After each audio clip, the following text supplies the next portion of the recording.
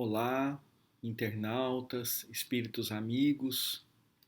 Estamos aqui reunidos em nome do Senhor Jesus Cristo, nosso mestre, nosso pastor, nosso guia e nosso modelo.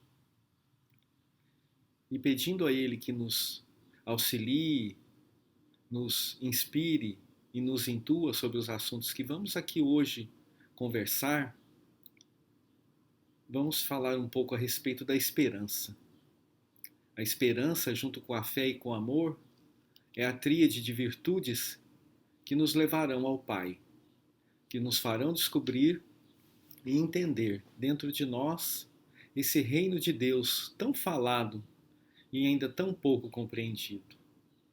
Então, quando falamos em cristãos, nós precisamos identificar que tipo de cristãos que nós somos, pois se aqui estamos procurando estudar a doutrina espírita, já saímos da posição de adversários do Cristo, mas ainda demos só o primeiro passo. Talvez ainda sejamos a multidão, aquela que escuta, aquela que vibra em alguns momentos, mas a mesma multidão que também se desespera porque não compreende, porque está muito atenta ainda aos seus interesses materiais e interesses pessoais, interesses instantâneos. Ou se já somos discípulos que já procuramos conhecer, estudar, compreender, mas que ainda não conseguem vivenciar no dia a dia essa doutrina que nos revela o Evangelho. Ou se já somos apóstolos, que já através dos seus atos, dos seus comportamentos, das suas atitudes, refletem o seu interior, já em sintonia com as leis divinas. Que tipo de cristão que nós somos? Então isso é uma coisa que a gente já tem que pensar, né? Refletir da nossa constância e da nossa coerência diária em relação ao que Jesus nos ensina. E aqui, quando a gente fala de coerência, a gente não fala de santificação. A gente sabe que está no mundo de provas e expiações, a gente sabe que somos espíritos imperfeitos, a gente sabe muito bem do que a gente ainda tem a melhorar. Grandes dificuldades, a gente sabe que a gente dá um passo para frente e três para trás, mas o que é importante é essa movimentação, essa vontade e essa necessidade até de trabalharmos na nossa transformação moral. Pois como disse Kardec, não é? Conhece o verdadeiro espírita pelos esforços que empreende na sua transformação moral e também em domar as suas más inclinações.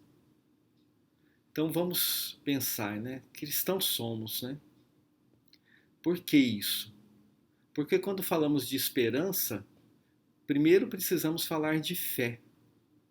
E fé, a gente se confunde muito ao tratar a respeito da fé. O que é a fé para nós? É uma crença? Eu acredito nisso, eu acredito naquilo? Em que a gente tem fé? Quando eu vou na loteria, vou jogar, eu tenho fé que vou ganhar? Não é? O que é isso? Eu tenho fé nas minhas habilidades? Eu tenho fé ou eu tenho crenças? Então a gente é meio confuso nessas definições. O que é crença, o que é fé, no que eu acredito, no que eu tenho certeza. Então vamos procurar conversar um pouquinho agora a respeito desse entendimento, porque essas reflexões nos fazem saber separar realmente o que é a fé verdadeira do que é apenas uma crença. Então vamos fazer algumas analogias aqui, né? Então quando a gente fala em fé, a gente está falando em entendimento, né? A fé, um exemplo.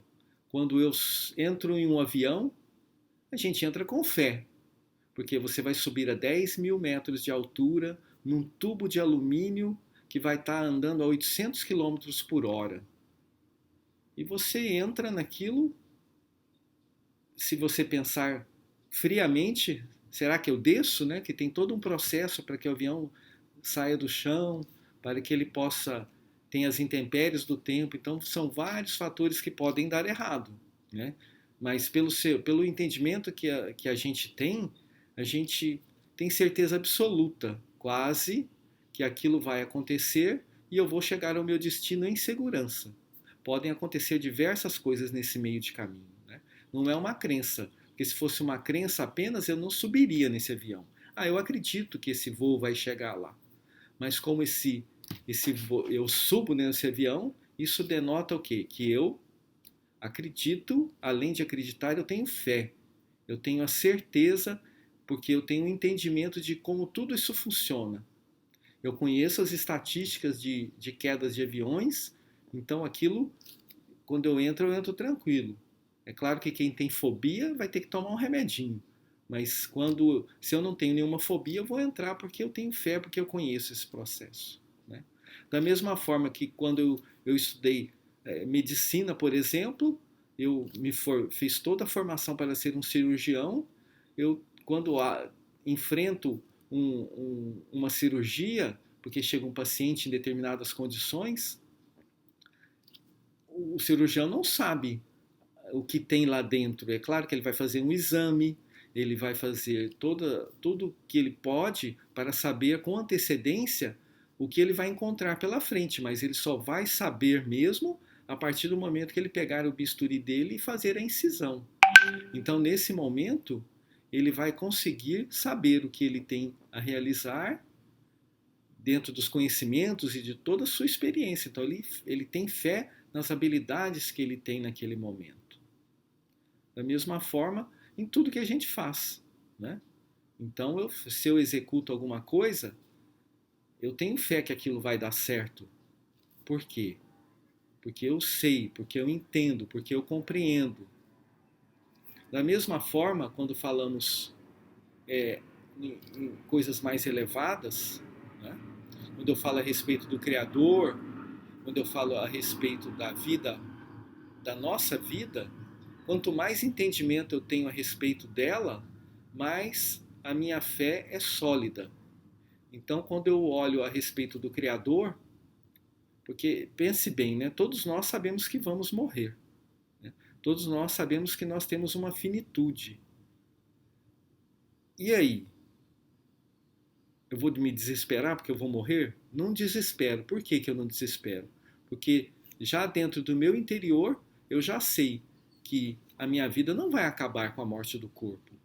Não precisa quase que ninguém me explicar isso, porque senão seríamos um bando de desesperados correndo para fazer as coisas, porque a nossa vida vai acabar daqui a um tempo, né?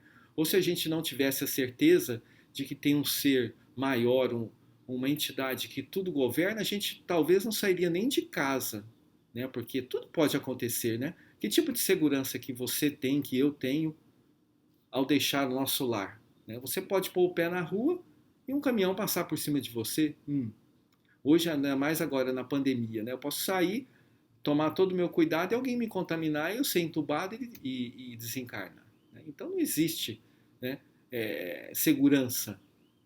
Mas por que eu saio? Por que eu vivo? Por que eu me relaciono? Por que eu desenvolvo as minhas atividades? Porque interiormente, dentro do meu coração, eu sei que existe um ser maior que cuida de tudo. É um ser que cuida da nossa vida, que nos faz um planejamento, principalmente que nos ama.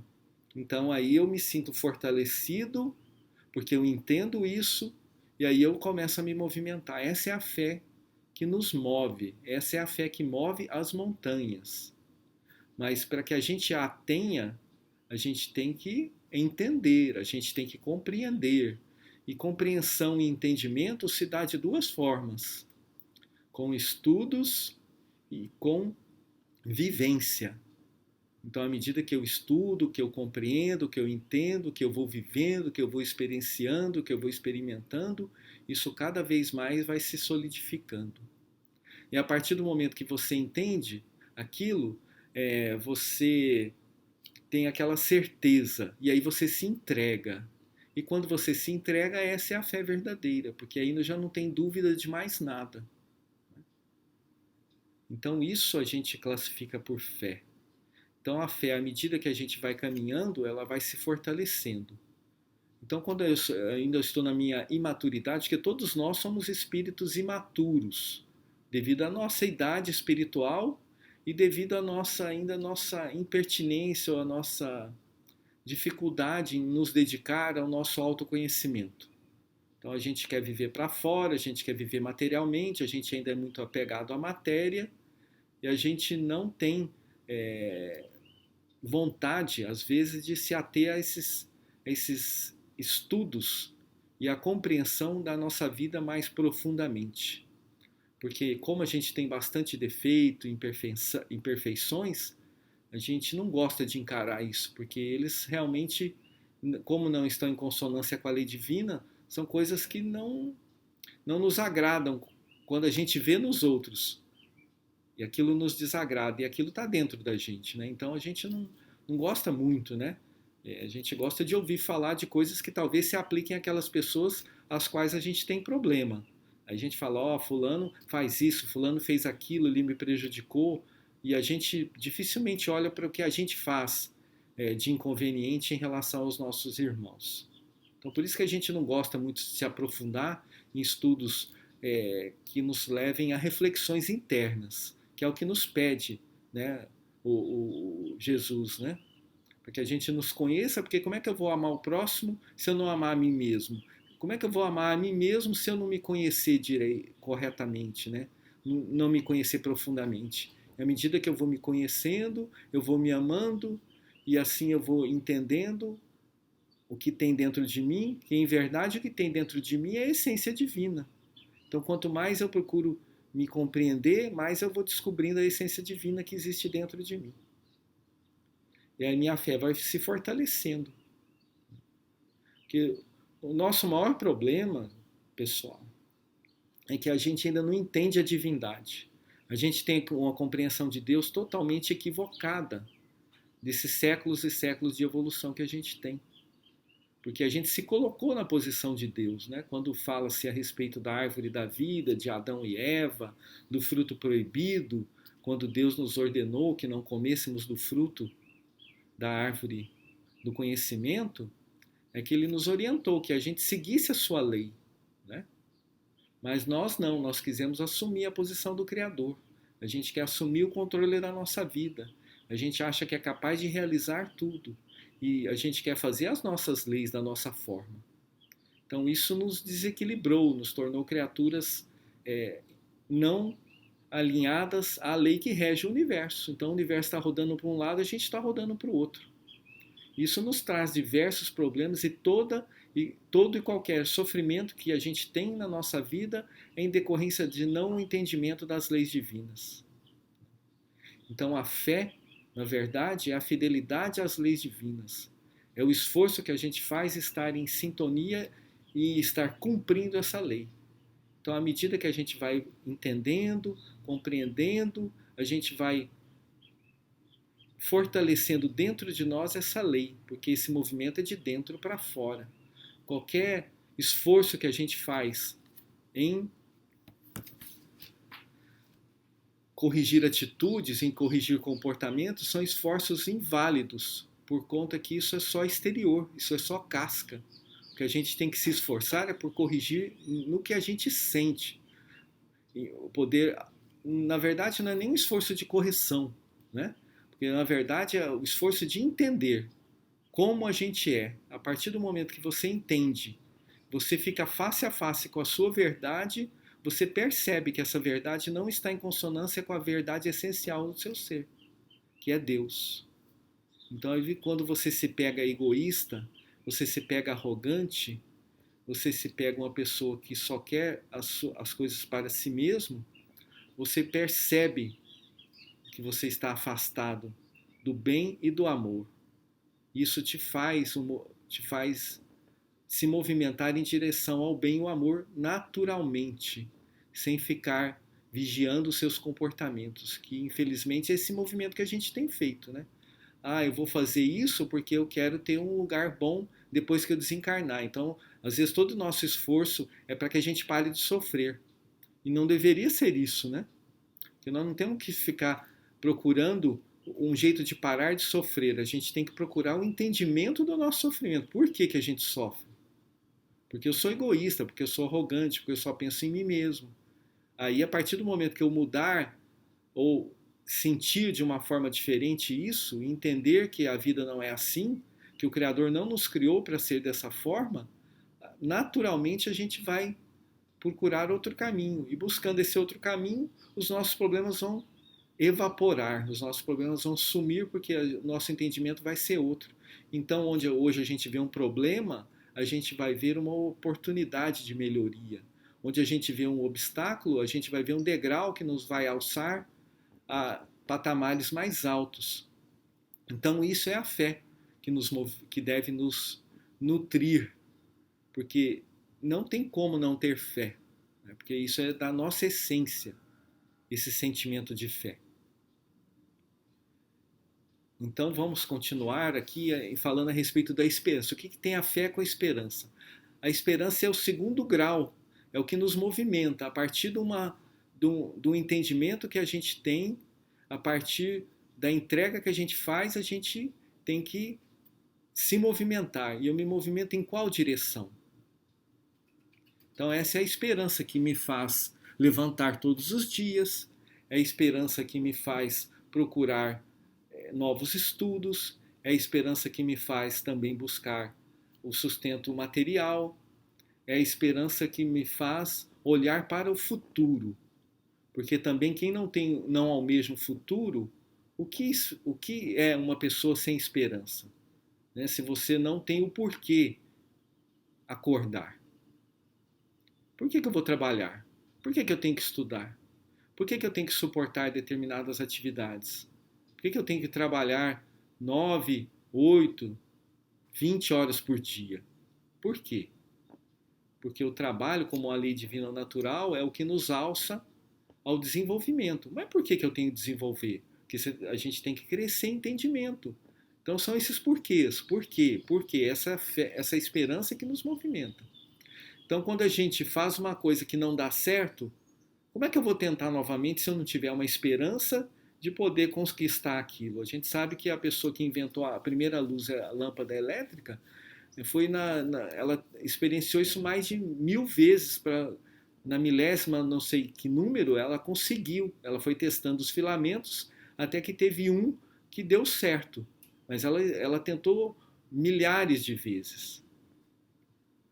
E é isso, né? Nem tudo que a gente faz dá certo da primeira vez, mas a gente tem que ter almejar um futuro, ter uma esperança, porque a gente tem um sentimento, um entendimento dentro de nós que é a fé que sabe o caminho que a gente vai levar, aonde a gente vai chegar, né?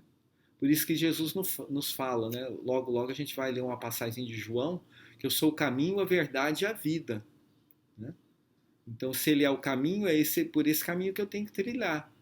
Eu vou chegar à verdade, a verdade que vai me esclarecer. Então, cada passo que eu dou em direção a Jesus, eu vou em direção à verdade. A verdade é o Criador, é Deus, que é a vida real nossa, é a vida plena, que hoje a gente, por estarmos em processo de desenvolvimento, a gente confunde muito isso, né? E não aproveita as oportunidades que a gente tem. Então é isso que acontece, né? E quando eu...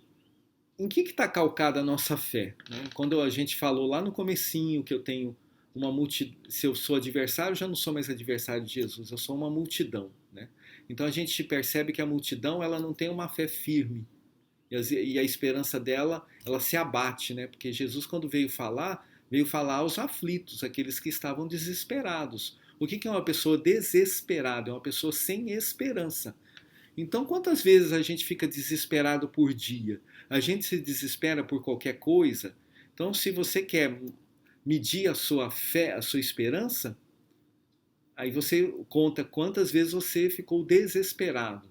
Ou em que situações você se desespera, né? Porque aí é onde a sua fé não está muito firme, ou seu entendimento não está muito forte, né? Então, se eu me desespero quando eu tenho uma perda material, uma perda material, o que é isso? É porque eu tenho muita fé no dinheiro? Eu tenho muita fé na coisa material? Então, quando eu não tenho aquilo, eu me desespero, porque a minha fé não estava muito calcada, né? Quando eu tenho muita esperança em uma coisa material que é efêmera, quando eu perco aquilo, eu desespero, porque a minha esperança não vê fim, não vê futuro. Então é isso, quando eu tenho um relacionamento afetivo e aquilo não está indo muito bem, eu me desespero, eu me exaspero. Por quê? Porque eu não compreendo muito bem o amor que eu estou tendo, o relacionamento não é um amor verdadeiro, é um amor egoísta, que eu quero tudo do meu jeito, né? Então é só a gente analisar em relação ao que a gente se desespera. Aí nós vamos entender a que nível que está a nossa esperança, onde a gente está calcando, onde a gente está construindo a nossa casa, se é em cima da areia, se é em cima da pedra, que tipo de terreno que a gente está construindo, né? Porque se eu me desespero por qualquer coisa, se eu tenho medo das coisas, né? Realmente a gente tem que voltar para dentro, poder melhorar o nosso entendimento, porque isso não é saudável. Então, quando o ente querido nos, nos deixa através do desencarne, da morte, do corpo físico, como é que é a minha reação a isso? Né? Eu vou lá no centro, escuto a palestra que existe a vida após a morte, de que as pessoas não morrem, que Deus sempre nos dá essa oportunidade de continuar, tem reencarnações. Aí quando um ente querido se antecipa a nós no processo do desencarne, porque todos vamos desencarnar, a gente se desespera. Na hora de enterrar, fica aquela choradeira exasperada, né? Não consegue nem agradecer aquele ente querido por tudo que ele fez naquele momento e que ele foi para outro momento da vida dele, e a gente não consegue nem agradecer, né? Porque às vezes a pessoa nos ajudou tanto, é uma mãe, um pai, um irmão, um ente tão querido, a gente fica com aquele apego, né? Aí a gente foi, estudou na hora de comprovar a nossa fé, ou demonstrar que realmente aquilo fazia parte do nosso entendimento. Ou quando a gente perde um emprego, que possivelmente muitos de nós hoje estamos passando por situações difíceis, né? Que tinham um emprego estável até, e com a pandemia isso virou de cabeça para baixo, né? Porque você tinha uma renda, de repente você não tem mais, é difícil sim, né? Ninguém está aqui falando que isso é uma coisa simples de ser enfrentada, mas são coisas que nos vêm testar, com certeza, né? Nos vêm testar a nossa fé, testar a nossa habilidade em procurar novas soluções. O Criador não nos colocaria numa situação dessa, na verdade, que é uma conjunção de coisas que fazem parte da nossa formação espiritual, do nosso crescimento espiritual. E se for necessário, se é necessário a gente estar passando por isso, é o entendimento de como o Criador age para conosco que nos dá a segurança de que isso é uma necessidade, que sim, o Criador também, por conhecer a sua misericórdia, vai nos dar a possibilidade de passar por isso de uma forma ou de outra. A partir do momento que a gente acredita, a gente entende isso, a gente tem a esperança de se movimentar na busca de uma solução para os nossos problemas. E assim a gente vai passando pelos obstáculos com esperança, sem desesperar. É isso que a doutrina nos traz. Porque a doutrina é o consolador prometido por Jesus. Para aqueles aflitos e desesperados, porque Jesus no Sermão do Monte falou a respeito das bem-aventuranças. E a primeira bem-aventurança foi bem-aventurados os aflitos. Porque ele sabia, assim, do nosso grau de aflição por não entender as leis divinas. E desde sempre que a gente se entende por ser com livre-arbítrio, o Mestre sempre vem cuidando disso, né? Nos dando subsídios para que pudéssemos compreender Deus, para que através desse entendimento a gente fosse solidificando o entendimento da divindade dentro do nosso coração, porque Ele o aí está, e a partir daí a gente se fortalecer a cada passo que a gente der, para que a gente se movimente com aquele entendimento e com aquela certeza do caminho a ser seguido. Isso nos traz a força e a esperança para nos movimentar em direção ao Pai. E é isso que a gente precisa hoje, né? Essa certeza, que é essa fé. E à medida que a gente tem a certeza, a gente é fiel às coisas que Deus nos coloca à frente. Então é aquele entendimento. Se hoje eu não consigo um bem material, eu entendo isso e não vou transgredir uma lei divina em busca de um bem material de uma forma ilícita. Porque se eu estou privado, eu entendo que é necessário que eu seja privado disso. Eu vou buscar isso. Deus quer que através da minha esperança, eu me movimente e busque. Se aquilo não, se eu não alcanço, eu aí paro e a minha esperança muda em esperar. Porque quando eu não conquisto aquilo que eu estou necessitando, eu tenho que entender que naquela hora não é realmente possível, então eu tenho que esperar. E esperar é uma resignação. Eu só consigo me resignar quando o meu coração consente com a lei divina. Eu entendo a lei divina, sei que Deus é um Pai de infinito amor, de infinita misericórdia e de infinita bondade. E se eu estou me esforçando ao máximo para conseguir lidar com as dificuldades e com os obstáculos que eu tenho e eu não estou conseguindo, eu sempre tenho que tentar. Mas mesmo que não dê certo, eu aí sim paro, espero, porque aí é a hora de esperar, não exasperar, porque as coisas vão se ajeitar de acordo com a lei divina, mas eu não posso ficar parado, né? Nesse esperar. O esperar significa não desesperar também, né? Então eu não perco a esperança e aprendo a esperar. Então são as duas faces dessa palavra esperança. E isso nos faz ter uma tranquilidade que às vezes assusta as pessoas, né? Diante de tantas dificuldades, a gente fala, nossa, como é que aquela pessoa tem tranquilidade para passar por aquilo?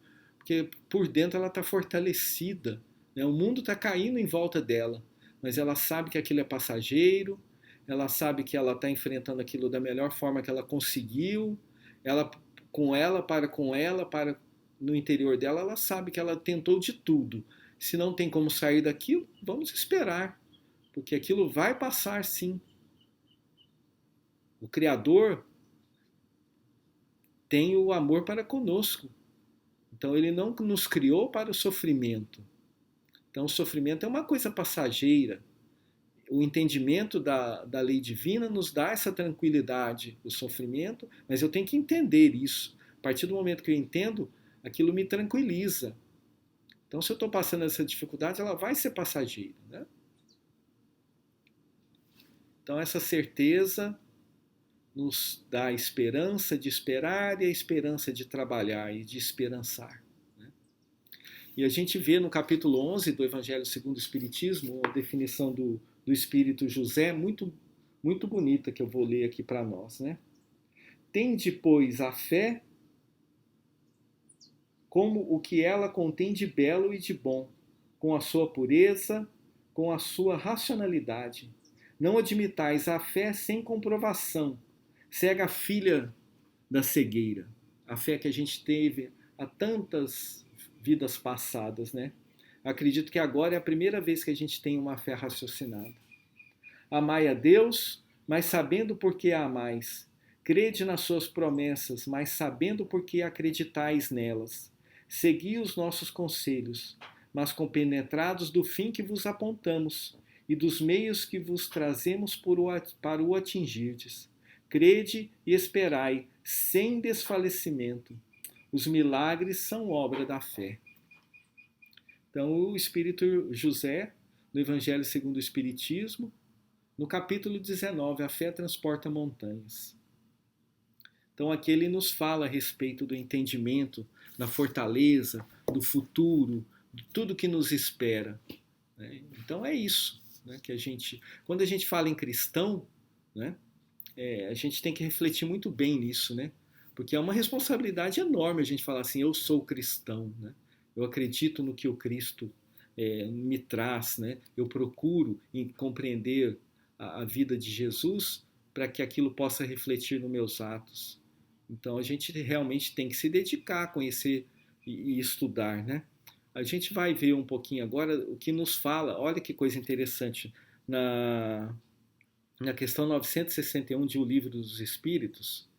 Isso é bacana porque isso talvez a gente passe por essa situação, né?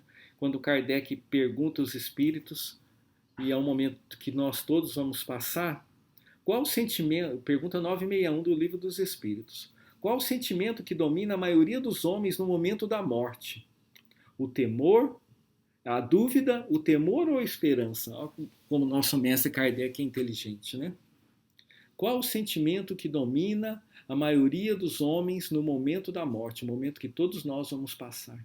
A dúvida, o temor ou a esperança? A resposta é curta, mas é profundíssima, como todas as questões do Livro dos Espíritos, né? A dúvida nos céticos empedernidos, naqueles que não acreditam em nada. A dúvida, que não sabem, não entendem, não compreendem o mecanismo que o Criador nos criou de evolução. O temor nos culpados, como a gente, ao ser criado pelo Criador, tem a sua essência divina em nossos corações, toda transgressão que a gente faz da lei divina, ela nos gera um constrangimento, uma culpa, né? Então, quando a gente vai desencarnar, a gente tem a consciência, sim, né? Pode estar meio embotada por causa dos interesses materiais, mas na hora do desencarne, né, nós vamos deixar tudo, a gente vai perder o controle de tudo, a gente está deixando o corpo físico. Então, o temor nos culpados. E a esperança nos homens de bem, aqueles que procuraram, né, não é? Homens de bem, né, a gente vê a definição que Kardec faz, aqueles que procuraram estar em consonância com as leis divinas. É o procurar estar, se esforçar, movimentos nessa direção. Né? Não é, ele não falou aqui os santos, né? A esperança nos santos. Não, as esperanças nos homens de bem, aqueles que se esforçam por domar as suas más inclinações, aqueles que se preocupam com a sua transformação moral, aqueles que tentam estar na direção da lei divina, que já conhecem a lei divina e se esforçam para isso. Né? Então essa é a definição. Olha, que interessante, né? Todos nós vamos passar por isso. Então assim, né? O que será que nós vamos sentir no momento? É bom a gente fazer essa. Nossa, se eu fosse desencarnar agora, né? O que será que eu. Como é que será que eu me sentiria, né? Com a dúvida para onde eu vou, né? Porque muito, eu tenho medo de morrer, que eu não sei onde eu vou parar. É claro que a gente sabe onde vai parar, né? É só analisar o que a gente anda fazendo, como a gente anda pensando. A gente que já conhece um pouco da doutrina espírita, a gente sabe. Mas lá no interior, se a gente sente a dúvida, é porque a nossa fé não está firme, né? E se a gente já sente a culpa, é que a gente já conhece a lei e já sabe que está encrencado, né? Por conta do que a gente anda fazendo, o que a gente anda valorizando, né? Onde eu estou depositando a minha fé, né? Onde eu tenho, se é nas coisas materiais ou nas coisas espirituais, né? Ou se é a esperança, né? Vou para uma nova vida, eu vou ganhar, vou voltar para a minha vida verdadeira, que é no plano espiritual. E também os que aqui ficam, eu fiz o meu melhor para com eles. Então, tipo assim, estou me entregando bem, né? Não fiz tudo certo, é claro, porque nós somos espíritos imperfeitos e ai de nós se achar que nós vamos sair daqui sem dever nada. Com certeza a gente veio para essa encarnação, cumpriu algumas coisas, não cumpriu um monte de coisas, mas a gente melhorou com certeza, né? Então a gente fez todo o esforço. Então já deixei as coisas mais ou menos ajeitadas, eu posso ir para o plano espiritual com uma certa tranquilidade. E tenho esperança de que eu vou ter novas oportunidades de aqui voltar, de corrigir o que eu não consegui fazer certo, de aprender um pouco mais, me fortalecer mais e continuar a minha vida. Essa é a esperança do homem de bem no momento do desencarne. Essa perguntinha é sensacional, né? Para a gente poder avaliar, né? Isso tudo, na verdade, os espíritos estão nos preparando para esses momentos que a gente vai ter que passar, que a gente já passou um monte de vezes, passamos meio atravessados, né? E para a gente finalizar, é importantíssimo, né, a gente ter contato com o Evangelho. A gente às vezes estuda muita coisa, mas deixa as passagens de Jesus um pouco de lado, porque a gente Não sei, né? A gente tem preguiça, a gente... Então a gente pega João, naquele momento que Jesus está se despedindo, né? Para que ele possa passar pelo Calvário, né? Pelo finalzinho da encarnação dele aqui no planeta, que ele está preparando os discípulos que se tornariam apóstolos, né? Que até então, aqui nesse momento, muitos deles, aqui é no momento que ele fala, já não sou, não, já vos chamo de amigos, né? Porque já passei tudo que o Pai me delegou, vocês já sabem de tudo isso. Então aqui Jesus dá como uma missão cumprida com aqueles espíritos que ficariam para dar continuidade à Boa Nova através do exemplo, né, das suas vidas. Até então eles só estavam aprendendo, só estavam vivenciando, e agora era o momento que Jesus sairia de cena física, né, claro que ele nunca sai da cena da vida de ninguém de nós, e os deixaria para que pudessem fazer as suas experiências, né? Então, aqui no capítulo 14 de João, versículo 25, ele fala: Tenho-vos falado essas coisas, enquanto permaneço a vós, mas o Paracleto, o Consolador prometido, o Espírito Santo que o Pai enviará em meu nome, esse vos ensinará todas as coisas e vos lembrará todas as coisas que vos disse. Deixo-vos a paz, a minha paz vos dou. E não vos dou como o mundo a dá. Não se turbe o vosso coração, nem se atemorize. Ouvistes o que eu vos disse. Vou e venho para vós. Se me amasseis, vós tereis alegrado por eu ir para o Pai, porque o Pai é maior do que eu. Eu vos disse agora, antes que aconteça, para que, quando acontecer, creais. Não falarei muitas coisas convosco, pois está vindo o líder do mundo, que seriam as pessoas que iriam prender Jesus. E ele não possui nada de mim, seriam as pessoas que iriam crucificar. Jesus já avisando, né, que ele seria preso e passaria por todo o seu calvário. Mas para que o mundo saiba que amo o Pai e que faço assim como o Pai me ordenou, levantai-vos, saiamos daqui. Então Jesus aqui já preparou, falou para todos os apóstolos que estariam com ele estaria com eles, e que eles se sentissem firmes e não turbassem os vossos sentimentos e os vossos pensamentos. E é isso que o cristão tem que se sentir em seu coração nos momentos de dificuldade, onde o Cristo está sempre à nossa frente, nos sinalizando que é para ali que devemos ir. Então, pessoal, que a gente possa se tranquilizar, estudar cada vez mais a doutrina espírita, os seus fundamentos, para que o nosso entendimento aumente a cada dia, que aos poucos, reconhecendo os nossos desesperos, a gente possa ir trabalhando eles devagarzinho e ir lá dentro de nós mesmos e entender a razão de cada desespero que a gente sente, cada medo que a gente sente, e procurar. A doutrina sempre tem uma base para nos explicar isso. E isso não é muito complicado, porque Jesus nos disse: o nosso principal problema é o orgulho e o egoísmo que a gente tem. Então, se a gente procurar saber qual a parcela de orgulho e de egoísmo que nos traz aquele desespero, logo, logo a gente vai entender isso e conseguir trabalhar realmente lá no nosso interior a razão desse desespero. Que ela está ligada a algum tipo de egoísmo e a algum tipo de orgulho que a gente tem. Não tem jeito de dar errado isso. Só a gente precisa ter a coragem, a vontade firme de poder se olhar, se autoconhecer. E a partir do momento que a gente identificar a fonte desse egoísmo e desse orgulho, a gente vai trabalhar contra ela, sim. E que é um processo de autodescobrimento. Descobriu a fonte, ele não está em consonância com a lei divina, aquilo começa a se resolver, porque nós somos seres criados para o amor.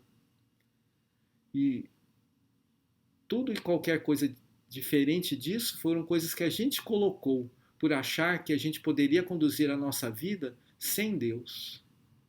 E a gente não pode, a gente não consegue, a gente se desequilibra quando a gente tenta isso. E a partir do momento que a gente vai em busca desse entendimento, a gente vai se equilibrando naturalmente. Aí a gente deixa de ferir as pessoas, a gente deixa de prejudicar o nosso próximo, a gente vai em direção àquela caridade e amor verdadeira, onde a gente busca o nosso próximo porque reconhece nele o nosso irmão, e a gente sabe que a gente faz parte de uma criação e que essa criação é bela e boa. E aí a gente não vai querer ficar fora disso, porque nós fazemos parte disso. E a gente estar cometendo crimes contra essa lei divina é um desequilíbrio da nossa parte. E a partir do momento que a gente entende isso, a gente vai melhorar naturalmente, mas de dentro para fora. Porque toda vez que a gente tenta corrigir atitudes e comportamentos de fora para dentro, a gente não está sendo verdadeiro.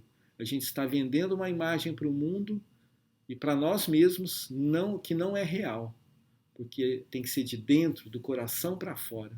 Por isso que Jesus disse a Hanã, eu vim edificar o que é, o Hanã perguntou a ele, o que é o reino de Deus, Galileu? Você que vem aí da roça, o que pode entender mais do que um senhor do templo? E ele fala profundamente ao Senhor do Sinédrio. O reino de Deus é a obra divina no coração dos homens. Então vamos em busca dela, queridos irmãos. Que possamos ter esperança, que ela possa ser calcada numa fé firme do entendimento que Deus é Pai e que Deus sempre está ao alcance da nossa oração e do nosso pensamento. E nada pode separar-nos do Pai. Agradeço a todos esses minutos que estão aqui ouvindo e que possamos nos alegrar, porque muitas coisas boas estão por vir. E todos esses momentos de dificuldade que nós estamos passando agora como humanidade nos tornarão cada vez mais fortes em direção ao Senhor, desde que compreendamos essa essência divina. Muito obrigado e um grande abraço. Em breve